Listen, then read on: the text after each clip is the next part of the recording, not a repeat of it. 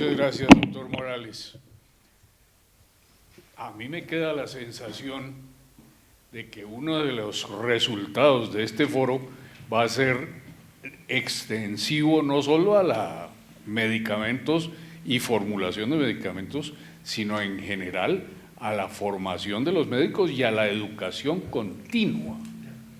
Estaba yo recordando ahora que hace unos 30 o 35 años se formó por iniciativa del Colegio del Rosario, no dicha oficialmente, pero a través del doctor Juan Di Domenico, el Consejo de Educación Médica Continua, que era apoyado por varias facultades en una forma extraoficial y que duró varios años haciendo un esfuerzo de actualización para los médicos que era totalmente voluntario, pero que llegó a atraer a un núcleo de más de 5.000 médicos.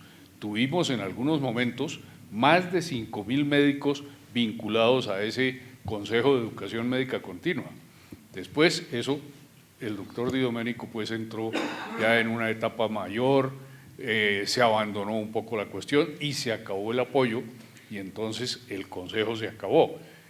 Yo creo que lo que usted acaba de decir ahora vale no solamente para los medicamentos, sino para todo.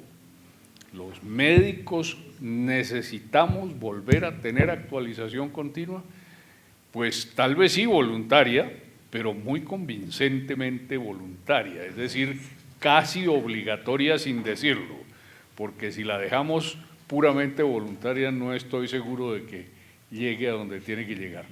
Bueno, muchas gracias por esta presentación, doctor Morales.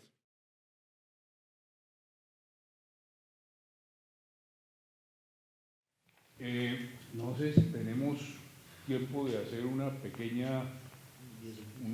pequeña ronda de preguntas o de observaciones de quienes quieran participar, o si alguno de los ponentes quiere abundar un poco en lo que dijo, pues… La calidad de estos medicamentos genéricos versus a los otros medicamentos. ¿Quién en Colombia garantiza que esos productos tienen la calidad suficiente? Porque es algo que tanto los médicos como los pacientes dicen que no tienen la misma calidad, pero nadie sabe decir por qué no, sí o no tienen la misma calidad. ¿Cuál es la responsabilidad del INVIMA, doctor?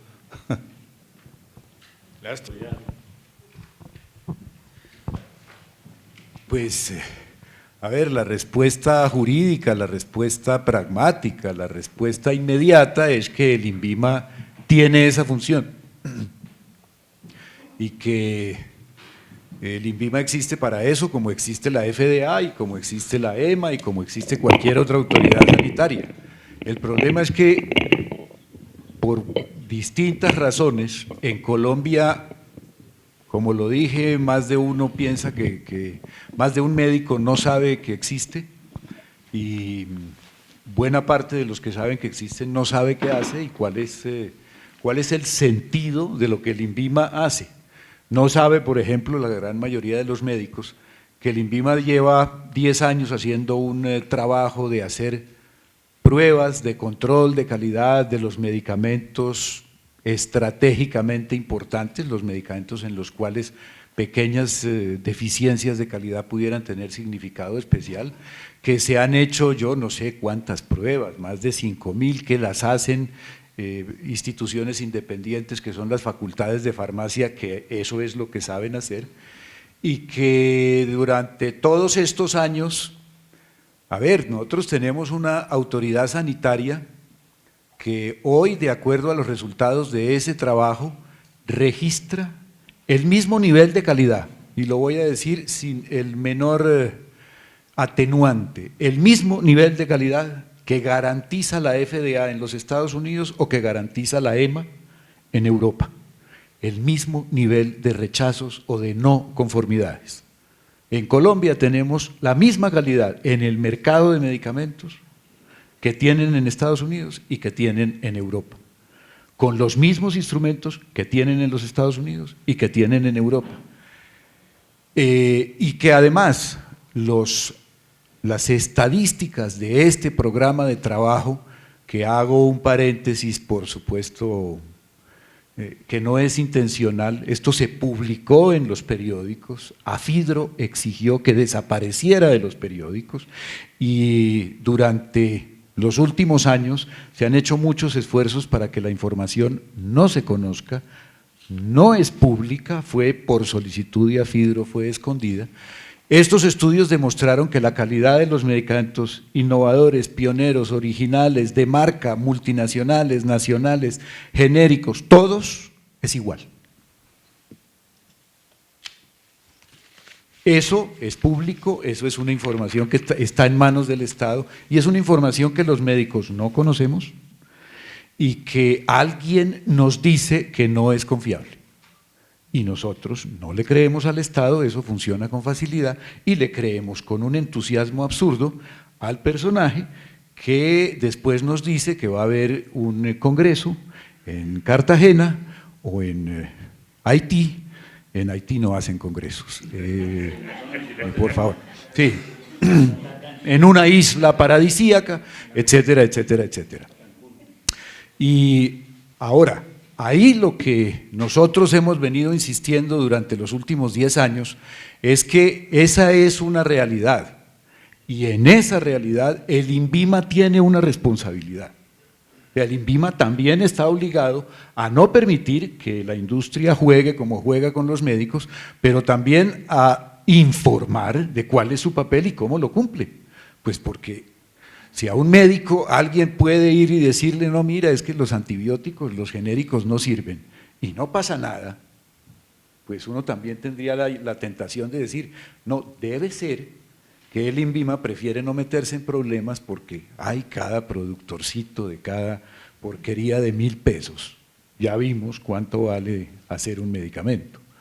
Y ya sabemos que la gran diferencia de precios tiene nada que ver con el costo de producción y mucho más que ver con publicidad y con manejo de legislación, etcétera, etcétera. Creo que ya voy muy largo. Doctor Andia. Bueno, fue un poco a propósito que no quise contestar de entrada.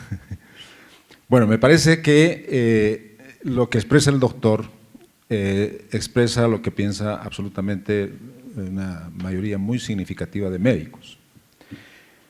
Y la respuesta ciertamente es difícil y nosotros tenemos una actitud dicotómica frente al tema, porque por un lado, ¿no?, hay hechos ciertos que, digamos, hablan a favor del INVIMA. Por ejemplo, hay una creencia de que en Colombia existen laboratorios de garaje. Y hay gente que todavía vive en eso, cuando hace 10 años o más hay buenas prácticas de manufactura y ya no existen laboratorios de garaje. Lo que ahora pueden haber son importadores de garaje, para todo. Entonces, hay hechos ciertos que favorecen al accionar del INVIMA, y como institución como tal es absolutamente necesaria.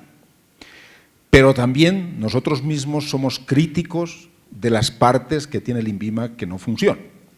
Yo hasta le pondría nombres. Yo diría que la Comisión Revisora de Medicamentos es de los bastiones que tiene el país en la defensa de los contenidos y de lo que está pidiendo el doctor, de que haya alguna certificación de la calidad. Nosotros hemos hecho publicaciones para no hablar en el aire. Hemos publicado, por ejemplo, lo que fue todo el proceso de aplicación y de aprobación del registro sanitario de los medicamentos de vacuna para el VPH. Son páginas y páginas de las veces en que la comisión revisora rechazó argumentos, pidió pruebas, etcétera. O sea, es un proceso que nadie conoce.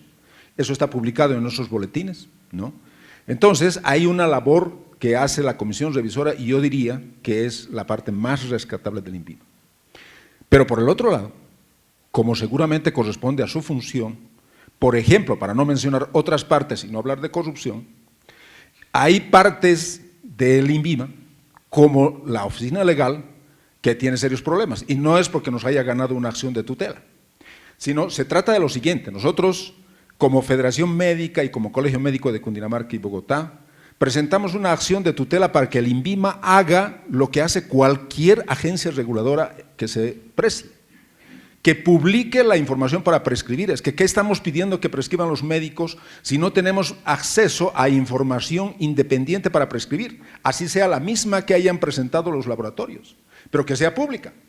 Si ustedes revisan la base de datos del INVIMA, tiene unos datos estadísticos numéricos sobre las características de la indicación aprobada y unos detalles más del registro sanitario, pero información para prescribir.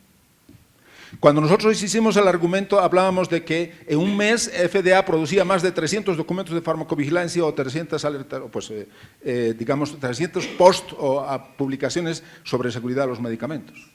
Y en el momento en que nosotros conversábamos en un evento, íbamos por el mes de julio, no había uno en el INVIMA. Entonces, este es un problema. O sea, el INVIMA no es una entidad necesaria y cumple adecuadamente su función en ciertas partes. Pero es indudable que hay unas funciones vitales para el sistema de salud que el INVIMA no está cumpliendo. Mencionamos primero eso, de que por lo menos debería publicar la información para prescribir. Segundo, debería tener unas acciones de educación para la población en general. Debería tener unos mecanismos de educación para los médicos. Debería ser el defensor de la calidad de su trabajo. Nosotros los defendemos más a ellos que a ellos mismos. Entonces, el INVIMA tiene partes donde hay que hacer correcciones y no quiero hablar de la base de datos. Entonces, nosotros llevamos un seguimiento, llevamos 17 años de maduración de nuestra base de datos y más que nadie sabemos las barbaridades que hay en la base de datos del INVIMA. En cuanto a clasificación ATC, en cuanto, bueno, la clasificación ATC es fácil de verla, ustedes revisen los archivos del SISMED y hagan un ordenamiento de la tabla por el campo ATC y verán que faltan varios. Pero hay una cosa que solo nosotros sabemos, y son los ATCs errados. Y no les quiero contar cuántos son ni cómo son, ¿no? Entonces, este es el problema. Hay unas fallas sustanciales en el funcionamiento del INVIMA que tienen que ser corregidas. Yo sí creo que hay una voluntad de hacer algo, pero realmente ha sido una tarea, creo que imposible hasta el momento. Hay una esperanza de que ahora al cambiar el CUM por el IUM, o sea, un identificador único del medicamento, va a haber una posibilidad de que los actores del programa, de los actores del mercado, puedan corregir ciertos errores, porque es digamos, un mecanismo de hacerlo. Pero el problema, en mi opinión, sigue siendo el mismo, porque van a ser los actores los que van a definir esos criterios y el INVIMA tiene que validarlos. Entonces, al fin tendrá que ponerse juicioso. Este es el problema. Bueno, en conclusión, resumo porque me estoy extendiendo demasiado, en que hay cosas muy buenas en el INVIMA y nosotros las defendemos, creemos que es una institución que incluso ha sido reconocida como la más importante de América, pero hay graves deficiencias en su funcionamiento relacionadas especialmente con el manejo de su base de datos de medicamentos, la falta de publicación de la información para prescribir y la falta de mecanismos educativos. Y eso, cuando se filtra, hace que se le pierda la confianza al INVIMA, es evidente. Doctor Germán Esguerra. Sí, bueno, yo antes quiero presentarme ya les explico por qué. Mi nombre es Germán Esguerra, yo soy oncólogo clínico, inicié en el Instituto Nacional de Cancerología hace 35 años, prácticamente la quimioterapia moderna del cáncer. Soy director del Instituto del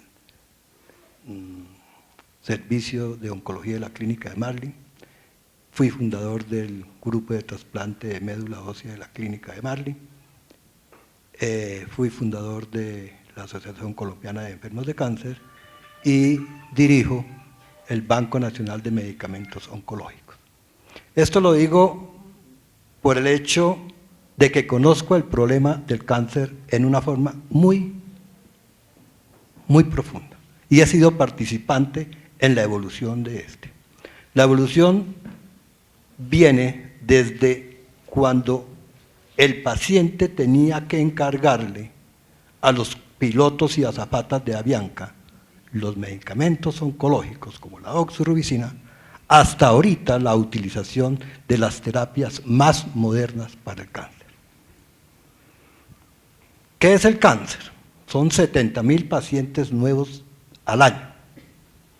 Es de anotar que esos 70.000 pacientes nuevos al año también sufren hipertensión, también sufren artritis, también sufren una serie de situaciones médicas que le hacen tributaria de toda la problemática de los medicamentos que hemos discutido esta noche, este día. Genéricos, no genéricos, toda esa cuestión y de toda esa problemática que ustedes han comentado.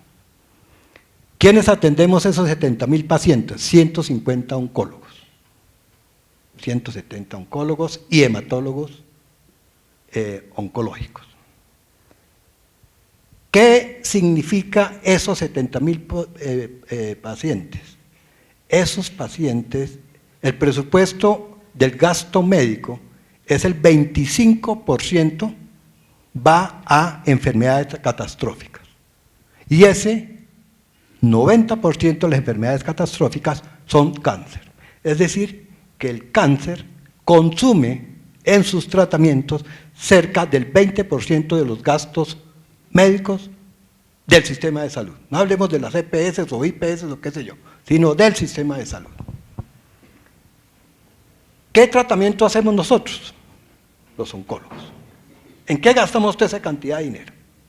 Utilizamos agentes quimioterápicos, es decir, la doxorubicina, la ciclofosfamida, el paclitaxel, el cisplatino, que son como 50 medicamentos oncológicos que van a matar por citotoxicidad a la célula tumoral, y utilizamos lo moderno que es la terapia blanco.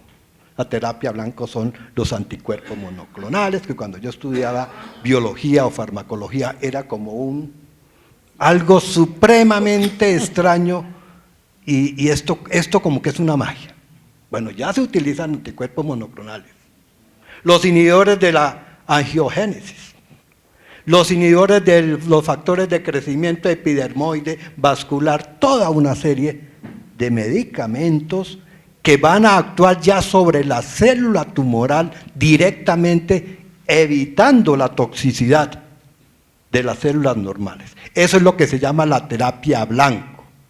Ya está empezándose a estudiar lo que es el genoma del cáncer, en donde ya aparece la terapia individualizada, en donde cada paciente es un individuo genéticamente y que estos medicamentos le pueden servir o no servir. Eso es lo que nosotros utilizamos. En eso gastamos el 20%, los 70.000 pacientes, gastamos el 20% del presupuesto según las EPS, IPS y qué sé yo. Ahora, ¿todo esto a qué se debe? Al desarrollo tecnológico. Esto es desarrollo tecnológico. Entonces, ¿qué hemos obtenido? Yo cuando era estudiante de medicina, yo estudié, fui educado en la Universidad Nacional del San Juan de Dios, pasaba uno por un paciente oncológico con cáncer. Los profesores decían, este paciente tiene cáncer, sigamos. ¿Ahora qué es? Tenemos curación en un alto porcentaje de los pacientes. Y no necesariamente son aquellos pacientes que tienen iniciado muy precoz el cáncer, no. Somos capaces de curar verdaderamente cánceres avanzados y no avanzados. Hemos obtenido curación. Segundo, aumentar el periodo libre de enfermedad. ¿Qué quiere decir eso? Que yo doy un medicamento y un tratamiento y el paciente no tiene manifestaciones clínicas de su enfermedad en 1, 2, 3, 4, 5, 6, 8, hasta 20 años. Eso es aumentar el periodo libre de enfermedad. Otro, la sobrevida media ha aumentado. Otro, la estabilidad de la enfermedad. Otro, hasta aliviar los síntomas, quimioterapia paliativa. Entonces, todo eso se ha obtenido en el avance tecnológico del tratamiento del cáncer. Yo sé que me estoy demorando, pero quiero mostrarles ahorita llegar a la problemática que hemos descubierto. Ahora, esos 150 oncólogos, hematólogos clínicos, tenemos muchas presiones, muchísimas, como tienen todos los médicos, pero a veces da a entender que el costo médico y que el costo de las enfermedades es secundario a los médicos, porque tenemos muchas presiones de las multinacionales. también no se olviden que hay multinacionales con medicamentos de marca y no marca. Hay multinacionales genéricos, porque aquí en Colombia oncológico no se produce ninguno, ni genérico ni no genérico, todos son importados. Entonces ya Pfizer, por ejemplo, que es una multinacional fuerte, estoy diciendo algo, él ya tiene su renglón de oncológicos genéricos, ¿sí? Además tiene sus medicamentos de marca, como dice. Segundo, entonces tenemos unas grandes presiones los oncólogos clínicos. También tenemos presiones, ¿cómo? Por las guías de práctica. Las guías de práctica, entonces, ¿a dónde vamos? A la NCCN, a toda una serie de conocimiento científico mundial, universal. Porque es que el conocimiento es universal. El conocimiento no es de los unos o de los otros, es universal. Y el Internet, el mundo lo ha hecho chiquitico. Y entonces, la utilidad de estos medicamentos, como les digo, también hacen presión hacia uno. El paciente que llega, doctor, usted me va a formular bevacizumab, porque yo leí que el bevacizumab cura el cáncer, y yo tengo ese tipo de cáncer. Me hace el favor y me lo formula. Y si no, tengo tutela. ¿Eso es presión? Bueno. El paciente, la autonomía médica. Nosotros, la autonomía médica en muchos aspectos. Mire, yo vengo de un congreso americano, y a mí me dicen que tal anticuerpo monoclonal es útil para este cáncer renal, por ejemplo, que era incurable en un tiempo, ahora no. Entonces mi autonomía, hombre, voy a formular este medicamento, porque es que mi autonomía médica es autonomía médica. Y uno como especialista, la autonomía médica no es problema para el médico especialista. La autonomía médica es problema para el médico general, es mi pensamiento. Bueno. Es la terapia personalizada, la exploración de estudios clínicos. Entonces una vez pasa por una revista médica, le aparece el residente, mira, aquí hay un estudio clínico, utilizado 5 pacientes que utilizaron esto y todos están vivos después de 6 meses. Hay una explosión de estudios clínicos supremamente grave que presionan al médico, Bueno. Entonces también están los genéricos oncológicos. Nosotros utilizamos genéricos oncológicos. Es más, los quimioterápicos clásicos ya todos son genéricos. Les cuento, hace 25 años, uno de los laboratorios que ahorita es la primera en medicamentos, terapia blanco y las terapias modernas, tenía un solo medicamento, que llamaba el 5-fluoracilo. El 5-fluoracilo es el medicamento más barato que hay en el mundo. Ese medicamento ellos lo descontinuaron. Y a veces llegan crisis con el 5-fluoracilo porque no hay. ¿Por qué? Porque es que un 5-fluoracilo es a veces más cara la aspirina. ¿Sí? Entonces eso no produce. Bueno. Entonces, ahorita los tratamientos son de primera, segunda, tercera, cuarta línea. Yo me acuerdo del cáncer de seno era 2 líneas, primera y segunda. Ahora primera, segunda, tercera, cuarta, quinta, y hay que tratar de dar la sexta. Y a partir de la tercera, cuarta, quinta, sexta, ¿son qué? Terapia blanco. Bueno. Ahora, veo yo, ¿cuál es el futuro? ¿Cuál es el futuro del cáncer? Estoy hablando del cáncer. Futuro del cáncer en unos 10 años, los agentes quimioterápicos clásicos, out. Solamente va a ser terapia genómica, terapia contra el gen, contra el oncogen, contra el gen supresor, con el gen represor, con todo eso, no más. Y no va a haber sistema de salud capaz de costear ese tratamiento oncológico. A no ser que Entonces la problemática es supremamente grave, y no solamente con nosotros, y no solamente por los genéricos o no genéricos, o sí de cuándo, o qué sé yo, sino porque cada vez son menos alcanzables desde el punto de vista económico. Entonces esto tiene que haber una cuestión de los países, como bien lo mencionó el doctor. Hombre, esto tiene que haber algo que solucione el problema. Tienen que ser políticas de Estado, tienen que ser políticas internacionales, tienen que ser situaciones que, hombre, mire, aquí hay un medicamento que cura el cáncer, pero ese debe ser asequible a aquellos pacientes oncológicos, pos o no pos, asegurados, no asegurados, qué sé yo. Y eso solamente se logra, pienso yo, con políticas de Estado y políticas internacionales. Qué pena si me haya alargado, pero quería mostrarles cuál es el panorama de nosotros los oncólogos.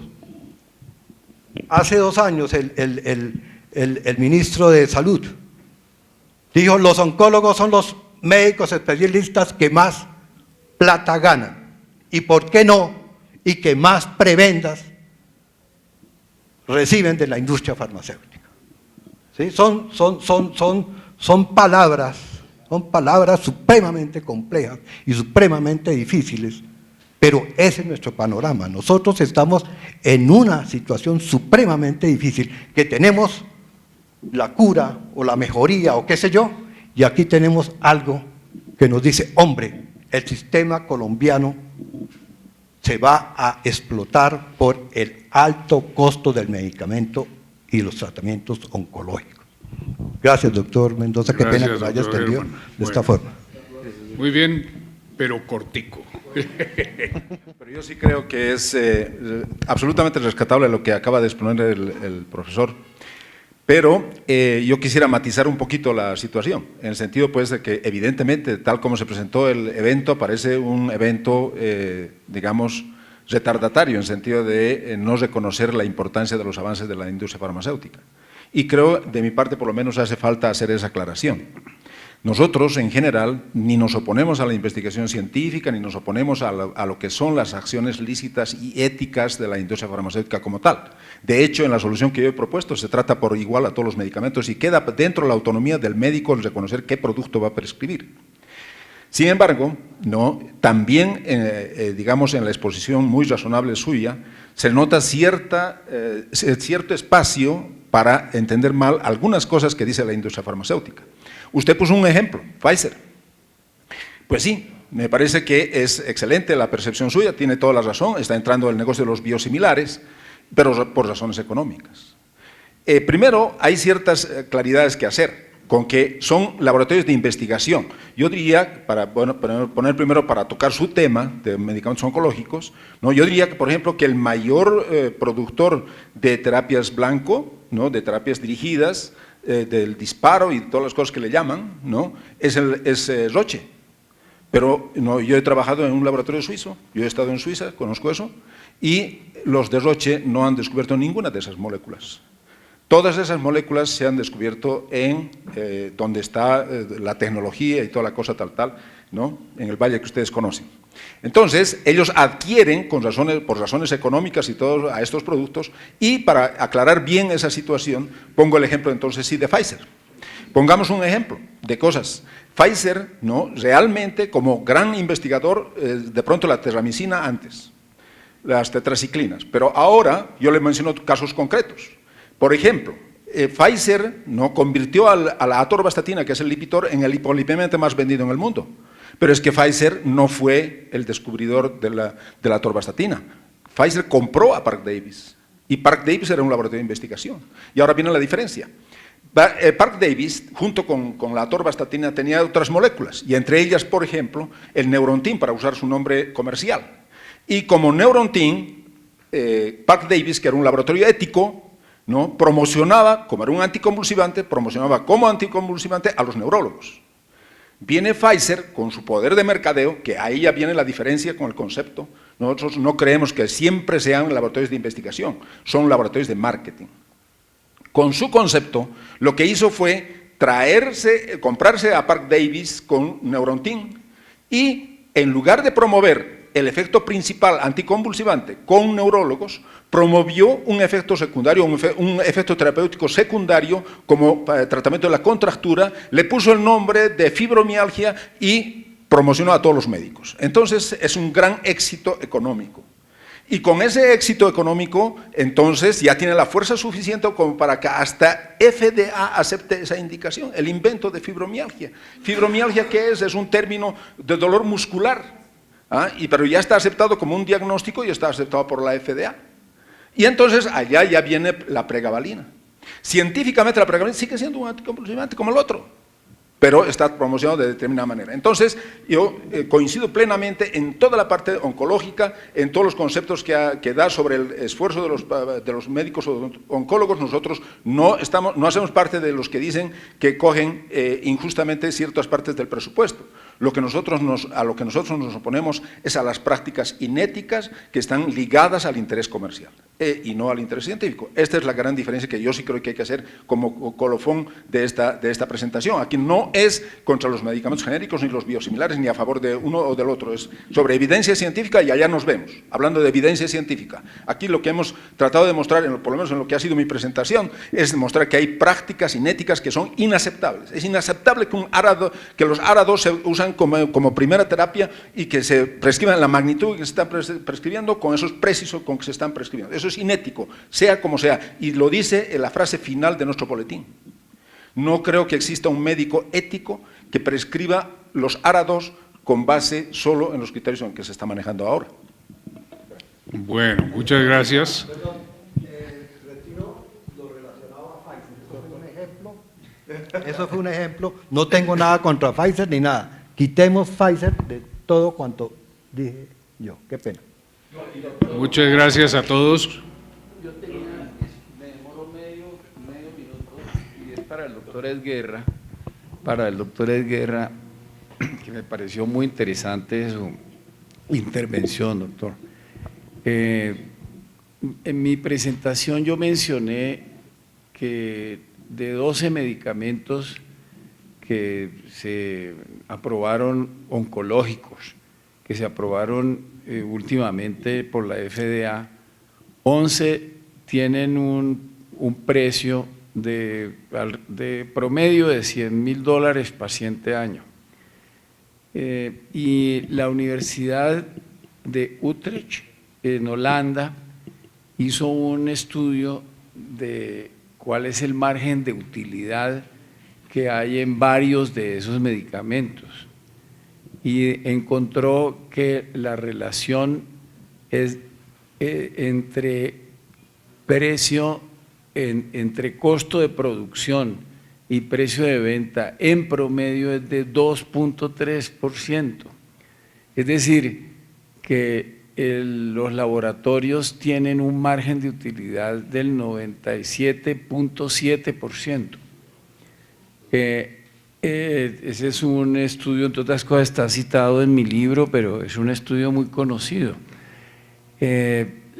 Lo menciono es porque pienso que ese margen es tan gigantesco que allí debe haber soluciones para el problema de estos precios exorbitantes de los medicamentos oncológicos. ¿Qué opina? Bueno, muchas gracias, doctor Holguín. Son políticas de Estado. Yo no puedo decirle a Pfizer, hombre, sea buena persona con los pacientes oncológicos o tal paciente. Hombre, tiene que ser el Estado. Los Estados son quienes tienen que intervenir en esa situación que nos va a llevar al traste. ¿Sí? Muy bien, muchas gracias a todos por habernos acompañado en esta mañana y nos dejan a los de la Gran Junta Médica el trabajo de hacer alguna declaración sobre este asunto como declaración de la Gran Junta Médica.